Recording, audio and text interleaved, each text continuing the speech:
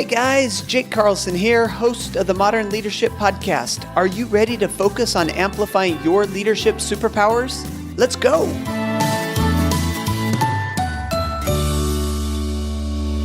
Good morning, my friends and fellow elite achievers. Welcome to Modern Leadership, where each week we sit down with authors, entrepreneurs, and business leaders to find out what is working in leadership and to learn from their experience. Today, let me introduce Ken Rutsky.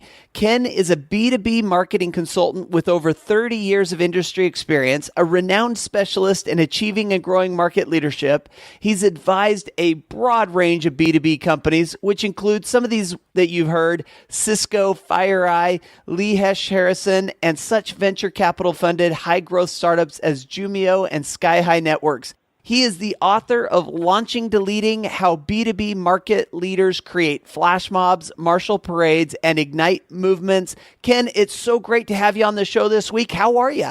I'm doing awesome. How are you doing today, Jake? Well, it's always great to speak with a fellow Bay Area resident. We loved our time up there, and there's just this great entrepreneurial energy. But before we get into that, tell me a little bit about who you are. Introduce yourself to the audience. Sure. Yeah, I've been doing marketing for a couple of decades, and I started in engineering and sales way back with IBM. So I came up through the engineering and sales ranks, and then I became a marketer. And as a marketer, for the last decade, I've been helping mostly venture-backed small startups establish their market leadership story and build market leadership. And as I like to say, take them through that journey from flash mob to parade to movement. Well, and I want to ask you about that a little bit. So I love the title of this book, this idea of flash mobs and parades, and walk us through these steps. How does a company move through flash mob to parade to movement, and what does that mean? Yeah, the idea came from a couple of inspirations. One, I was watching TV and I saw a flash mob, and I don't know if you've ever seen this where these people just start dancing. And I really thought that's a great metaphor for the early stage of a lot of the companies I see. And, what that's about is finding those passionate early customers who are just going to dance to the song that you're playing. And they love it. And they will tell everyone in the world about it. And usually that means people people from your network, often people who had the same job that you used to have maybe before you started your company. And you just have this intimate tie to them, and you get them dancing around your product, and that's a beautiful way to start the foundation for building your business. And I have not seen personally a flash mob. Like I really wish that I would be in the right place at the right time, but I've seen them on like YouTube, and it's very fascinating. But I imagine during this stage, just like a flash mob that you're describing, that there's those on the outside that are standing there looking like, this person's crazy. This person doesn't know what they're doing, right? Yeah, that's totally true. And in fact, what happens, I think, to a lot of entrepreneurial ventures is they start and they have these, first 10 to 50 customers who just really love what they do. And they think, man, I've got this thing figured out. And what they find out really quickly is that might be 50 out of the 51 who really are going to get excited without being explained to, right? So, you have to think about then, how do I get to that next stage? And that next stage I call the parade. And this was inspired by one of my old bosses, a guy named Jim Barksdale, who was the CEO at Netscape when I was there. And Jim, big old Southern gentleman, right? Used to have a lot of sayings. A couple of them. One's really famous that he said is, don't fight over dead snakes. Every problem starts looking like a snake. He had some great ones. And one of the ones he said is, if you want to be a leader, find a parade and get in front of it. And so the parade that we want to get in front of is really, what's our customer's parade? What is the big trend causing them either excitement or risk or problem? And how do we put ourselves in a position to help lead that and either solve their problem or take them to that next level of success in their business? And so it's really a mindset shift from you to your customer. And so when we find that parade, if we can articulate our value as part of that parade, that's when we can really take off and become a leader. And then, a few lucky companies get to the point where they're changing the world. And that's, what we kind of call the movement stage. Well, before we get to the movement stage, I want to ask you a little bit about this parade stage because unlike the flash mob, people now are lining up to see parades, right? They want to see, they don't think you're crazy when you're in it. But the question I have is, we all want to get in front of this flow. Think of the parade as like this movement, this direction that everybody's starting to head, and we want to get in front of it. It's easy to get swept up and kind of be a follower of the parade and kind of just join in. But what do we need to do to get out in front of this? How can we recognize that a parade is starting and then get out in front of it? Recognizing the parade, wow, that's a tough one. And the best way to do that, is to take that proverbial saying of getting in your customer's shoes. Think about your buyer. And buyers have so many choices of buying things today that unless something's strategic, it really doesn't get to the top of the list. And so I really have to understand what strategically are my buyers trying to accomplish, and then I can become part of that, teach them how I can help them accomplish it, and that's the parade I want to choose and get in front of. So it starts with really understanding what's going on with your customer. And by understanding what's going on with the customer, oftentimes you're getting out in front of a parade before they even know one's starting. They don't even know what they're asking for yet, but you can see it because you're tuned into what they're asking for. That's creating this, which leads to the next step, which is igniting a movement. So we go from flash mob to this parade to a movement. And talk to us a little bit about that.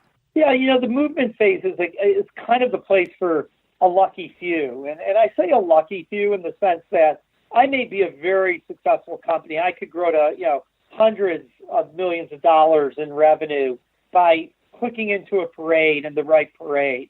And then some of us, like the Salesforce.coms of the world is a great example, really just changed the way business is done. And the movement companies really do that. Another example I really like is Tony Tsai from Zappos, who really said, look, my parade's about getting happiness to my customers. And, then he became part of this movement with Amazon. And they saw the value of taking that attitude and infusing it into the Amazon culture and really trying to change the way the company approached retail. So not a lot of us get there, but when you do, it's an awful lot of fun.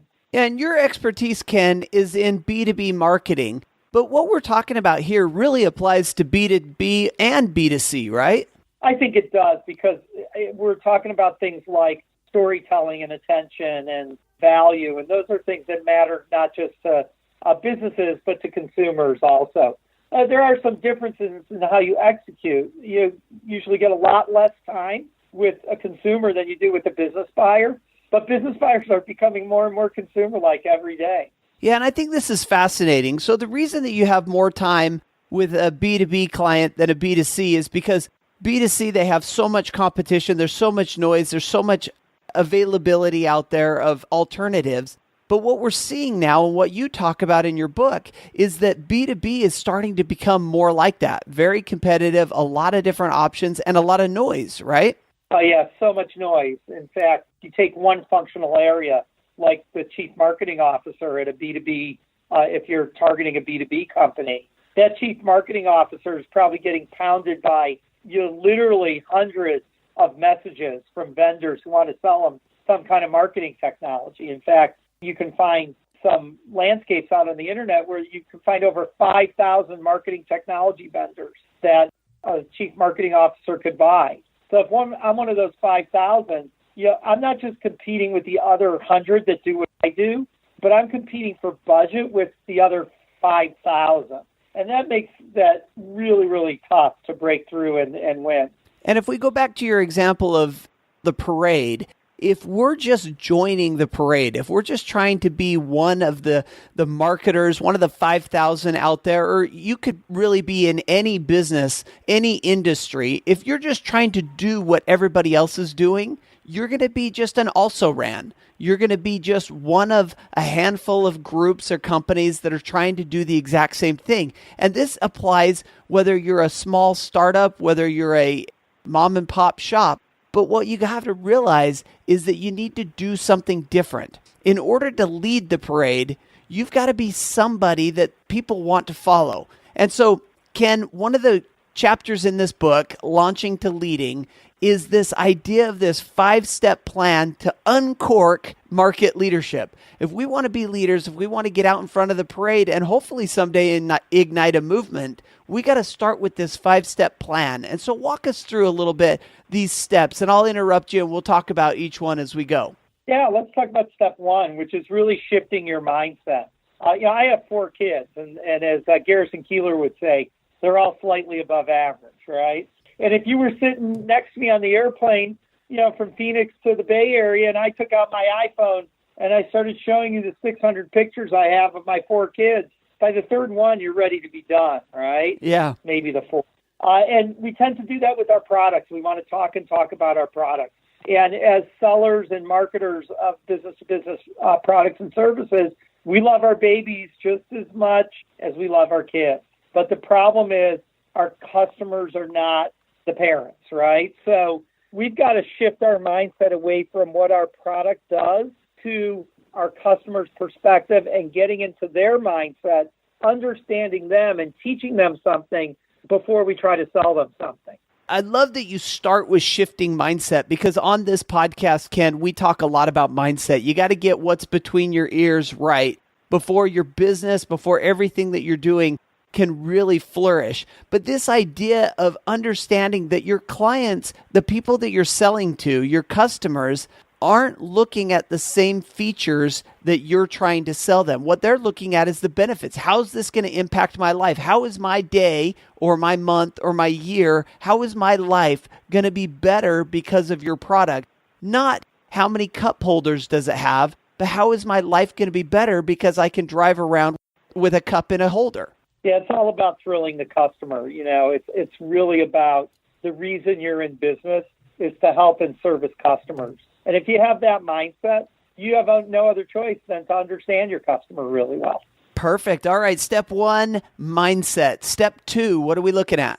I think the next step is to really understand where you are and what you're trying to accomplish. If you're a small local business, your end goal might be to lead the parade in your local market, and that's great. But really understanding where you are you still entertaining that flash mob? Have you actually built the parade and now you're going to be the king of Phoenix, right? And start a movement in Phoenix. That's one way to do it. And, a lot of times we cycle through flash mob, parade, and movement with new products or new offerings. And so understanding where we are and then adjusting our tactics and our expectations to those phases is really the second step. Yeah, and I'm reminded of that story of the guy on his deathbed who wanted to change the world, and he comes to the realization that he had to start with himself. He had to start locally and then grow, nationally and then worldwide. And I think the same thing happens here when you understand where you're at and the market you're trying to serve, and then really have this key objective that you understand in your mind of what you're trying to build, who you're trying to influence through your products and sales, and become the go-to person in your community or in your sphere of influence, and not trying to be the next Google. Now, I'm not to say that any listener on this podcast can't become the next Google, but start with your local community or your local sphere of influence and grow from there. Understand where you're starting and where you're going. What a wonderful step. What's step 3, Ken? Step 3 is to tell what I call your viewpoint story. And I know you're into the heroes, and I'm sure you're familiar with the hero's journey. And I modeled this idea of building a viewpoint story after the hero's journey. And the big shift, part of that mindset shift, is I'm not the hero. My customer is. And when I put my product or service and position it as the magic that transforms the customer's world, that's the story I want to tell. And so, we modeled this viewpoint story after Joseph Campbell's hero's journey. And I just saw the second Lego movie. But the first Lego movie is the perfect example of the hero's journey. I love it. And we take that and we use that to build out the story that we want to tell our customers of how we're going to transform their world. And no matter what phase, flash mob, parade, or movement, if I don't have that story, I'm just not going to matter enough.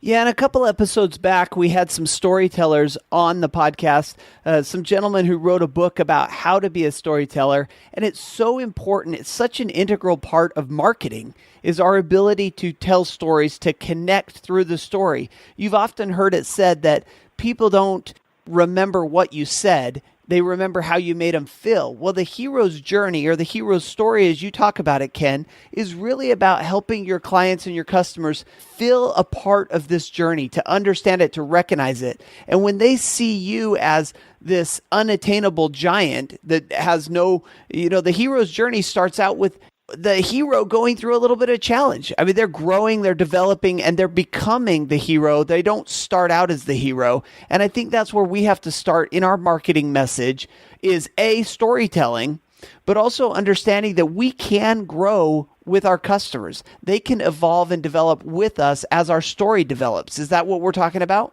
Yeah, that's part of it. I think part of it also is, all heroes go, as Joseph Campbell said, they fall into the pit of despair. And to a certain extent, selling's always been about amplifying the challenges that your customer has. So part of our story has to really shine a light on the challenges that our customers have by doing things the way they do today. Because we got to motivate change. And in order to motivate change, we then have to take them to a better place. People don't change for change's sake. So I can do a great job of articulating to a customer why they need to change. But if I can't explain to them the value of changing and the better place they can get to, then I've kind of left that story as a really, really unsatisfying cliffhanger that's just going to get my customer mad. And Ken, since you're a B2B marketer, I imagine that this is even more important as you're working from company to company, because when you're working with a purchasing manager or somebody in a corporation, making a change is adding additional work to their plate or adding additional complexity that they just as soon maybe pass over and not think about right now. It's easy to stay the status quo as opposed to making a change, even if your product is clearly better.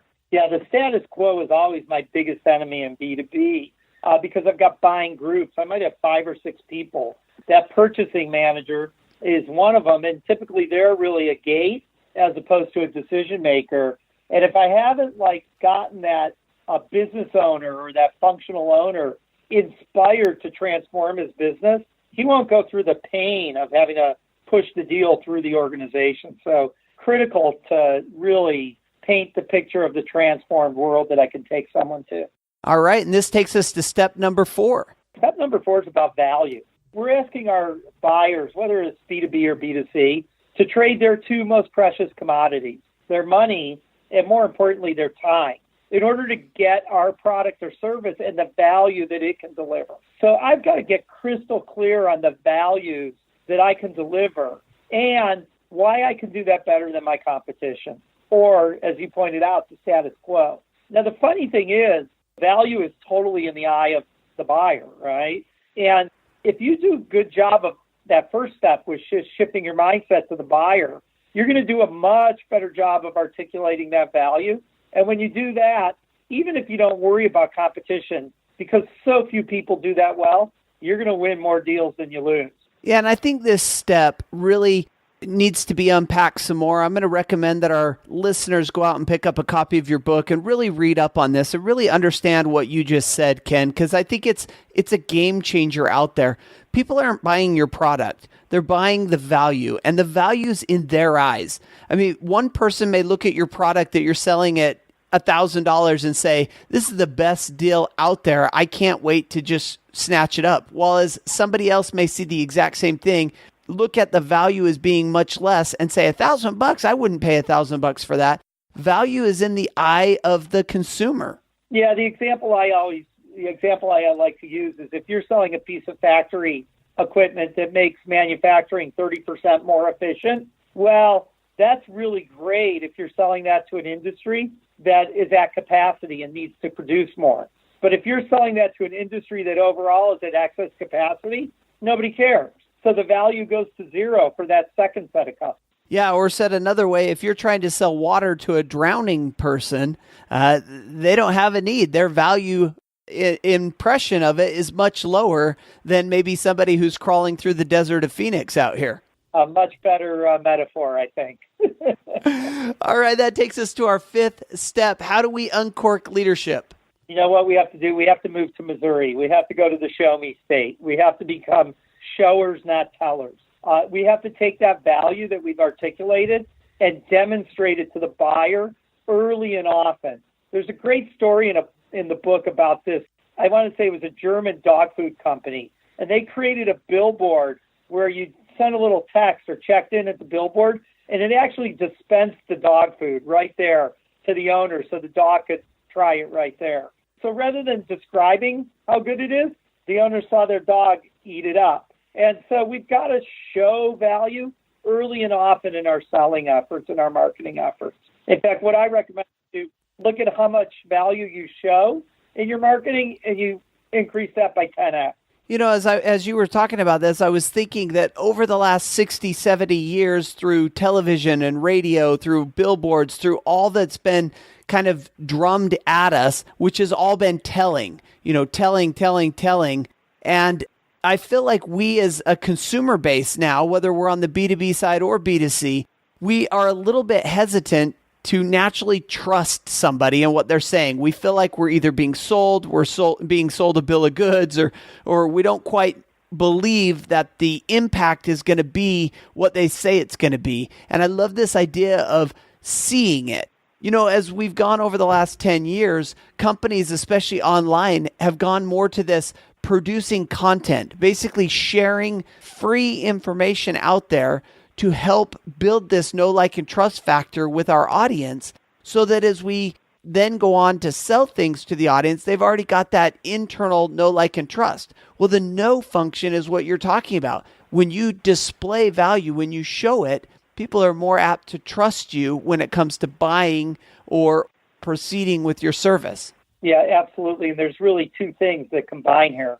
If you tell a great story and you show it, think how much more memorable and impactful that is than just talking about your product and telling. You know, it's just unbelievable. It just changes the momentum and the speed of your business. All right, so we just walked through the 5 steps, the ways that we can uncork leadership, and this brings up for me one last question for you, and that is, businesses today need to move from this diagnostic selling to this more authority-driven selling. And the idea is, I think we just walked through these 5 steps. We've talked about why that is.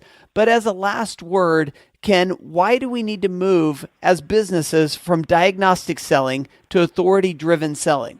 Yeah, diagnostic selling, I'll ask you a bunch of questions and then tell you the value I can deliver you. Yeah. With authoritative selling, you're doing what actually I can just go to the internet and learn about your product or service now. So what I need to do to add value as a marketer or a salesperson, I've got to teach you something, and I've got to teach you how your business is, show you something you don't know, and then help you deal with it. And that's what the story and the authoritative mode of selling is really about. Yeah, if we want to take our company through Flashmob to Parade to ignite a movement, we can't just do things the way that we've always done them. We need to look at new ways of doing things. And one of these ways of looking at it is to recognize that diagnostic selling is the old way. Authority-driven selling is really the new way. The internet has unleashed our ability as consumers to educate ourselves, to compare deals, compare options. You know, Ken, I don't buy almost anything anymore without going on and typing in product A versus product B and just seeing what other people have written about the differences between the two. And I think that's what you're talking about. That's exactly right. And so when the information has become totally commoditized, we have to add value, and we add value by understanding our customers and telling a compelling story. Well, this is a fascinating conversation. I love this 5-step plan of uncorking our leadership. And there's so much more in this book, and we're going to recommend to the listeners to go out and get it. But the time is now for us to shift gears a little bit and talk about a section called Learning from Leaders, where I ask you a few questions about some of the things that you're interested in at this point in time. How does that sound? I'm ready. All right. The first question then is the book currently on your Kindle or bedside table. What are you reading these days? I'm reading this really interesting little book called Everybody Lies. And the subtitle is Big Data, New Data, and What the Internet Can Really Tell Us About Who We Really Are. You know, this is a fascinating book. I haven't read it yet, but Everybody Lies. This goes right back to the conversation we've just been having. You know, the storytelling and the building know, like, and trust factor, the show me state. This is all about avoiding that feeling that those around us are stretching the truth a little bit. And so I love this idea. How do you like the book? I like it. It's pretty compelling. It makes you think a little differently, and I really like books that make you think differently.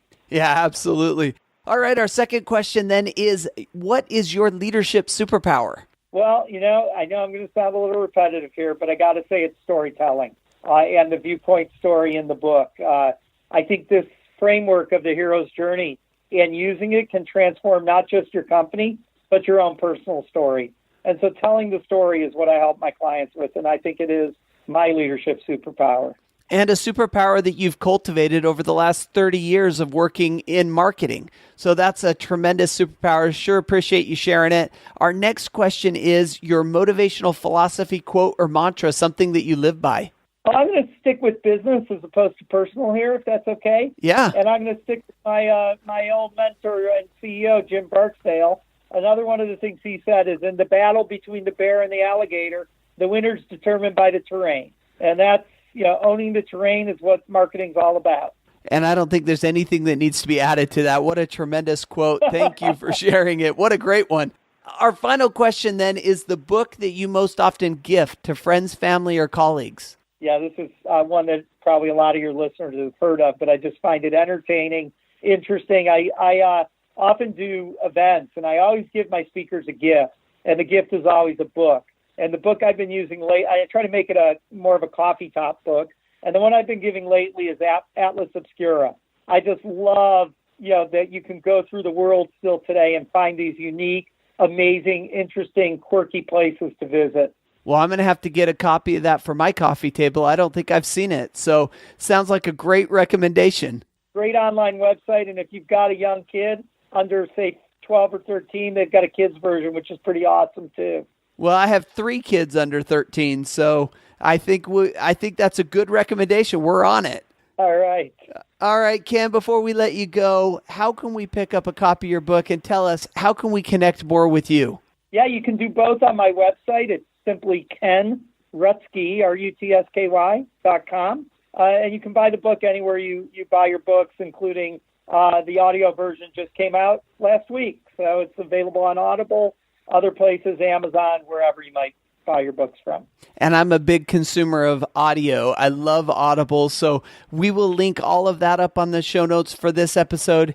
Ken, this was a fascinating conversation. It's so great to connect with you and to talk about this marketing and this ways that we can become leaders of the parades and hopefully leaders of the movements.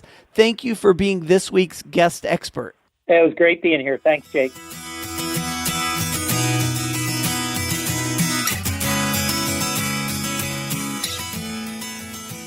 All right, my friends, and a big thanks to Ken for coming on the show and talking to us about ways that we can uncork our leadership. And I think I said it probably 47 times during the episode, but I love this uncorking idea to walk through the top 5 ways that we can do that within our businesses.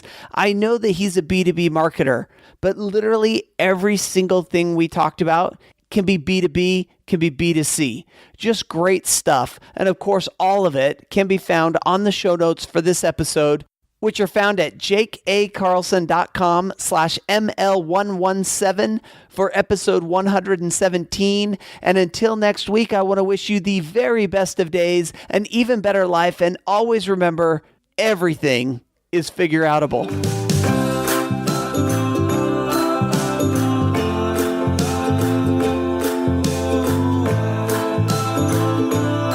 Thanks for listening to the Modern Leadership Podcast. You can find me on Facebook at Speaker Jake, on Twitter at Jake A. Carlson, and of course the website, jakeacarlson.com. See you there.